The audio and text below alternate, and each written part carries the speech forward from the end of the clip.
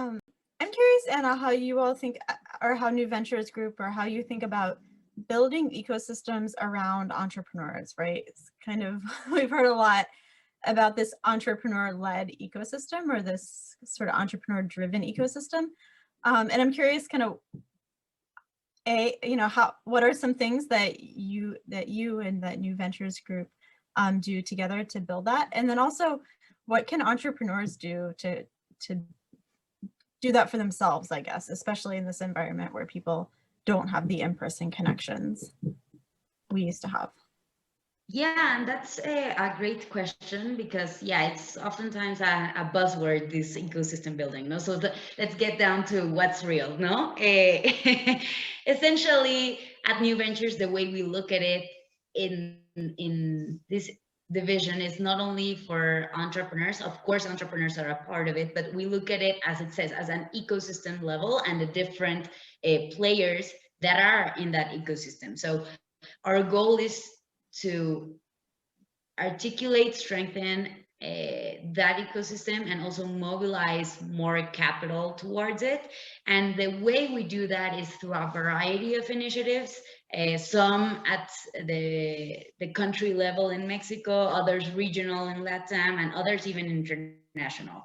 And each varies a bit, but some of these examples are, for instance, the Global Steering Group, or GSG, is a worldwide movement to push public policy so that it is so that regulations and all the invisible infrastructure that needs to be shifted is shifted so that it's easy to, well, invest with impact, measure impact. If I'm interested in this space, bring down the barriers. No, so that's essentially what they do. And in that sense, they have national advisory boards, they call it NABs, per country that is enrolled, and we lead the Mexican NAB here. So that's one of our initiatives.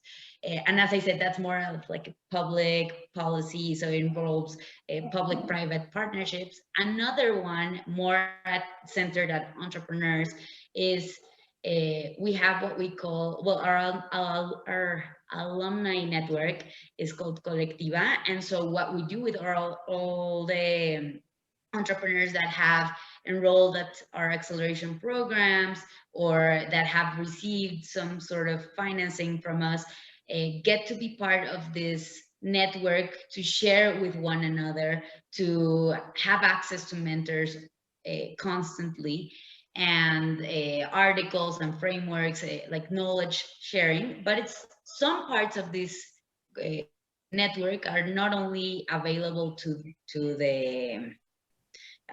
our alumni.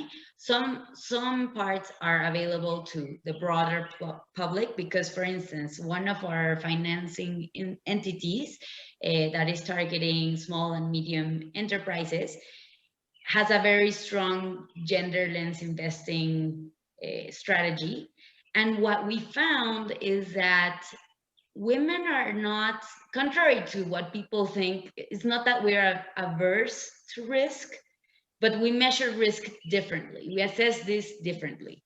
And part of that is, if I'm gonna ask for money, I also want to be part of a community where I can talk about the struggles and all that. So because of that, they built a series of boot camps with experts on how to do storytelling, how to lead while you're a mom, how, like, different topics. And it's open not just to the people from our portfolio, but the broader public, to build this community and really get more women in this entrepreneurship space. So that's another one. And then we have convenings that cater to investors, corporates, entrepreneurs, government. So we have very different initiatives, but I guess what's key is, yes, looking at who are the players in that space. And oftentimes, another buzzword, but to create systemic change, you really have to look at who's part of the system and find ways to involve them. So even corporates, we're now thinking of doing roundtables with them. You're interested in doing social innovation, but don't know where to start.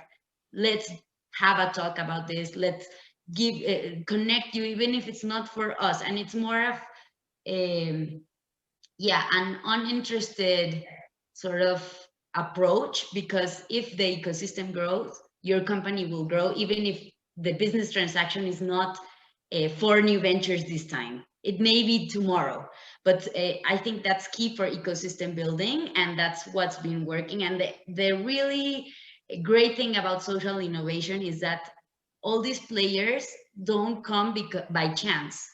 They usually are really interested in truly doing something meaningful. So that's very cohesive, and that's easy to start the conversation. And as an entrepreneur, you can tap into that interest and research how this government, how this corporate, how this investor is tackling that challenge, and how you align with that, and how you can be a catalytic force. This concept of women measure risk differently is really interesting, right? Because that has a lot of implications for business models. It has implications for how companies scale, think about job creation. Yeah, definitely. And I think, yes, what we found is that I think it's, as an entrepreneur also, even if you're not in the social space, it's all about the need or the challenge or the problem. It's not about the solution. So in our case, in that particular gender lens strategy, we opened the doors. We had already done a lot of research on, yes, this type of revenue-based loans will be flexible and it's perfect for this stage. And we have confirmed with different entrepreneurs in this stage that it's perfect for their sales cycle. And we open the door, no one comes in. So, and we know that it's not that there are no women leading companies or founding companies or owning companies. We're 50% of the population, at least. Like the statistics don't lie, no, the numbers don't lie. So, but it's about, okay, there's a problem. It's not about the solution. It's about how can I make it work for that problem. And if you dig a bit more, then you find, and for ecosystem building, I think that's also the case. It's, okay, we have all these different players that don't know each other, but all want to do something in social innovation. How can we really make it interesting for them to engage and really see value? And I think it's about that, some type of empathy of not only centering on the entrepreneur's view, not only centering on the investor's view or the government or the corporate or private sector. It's about having a holistic vision of where their interests align and how they can add value to each other, and really portray that collaboration will be a win-win for everyone involved. So I think that's important for ecosystem building.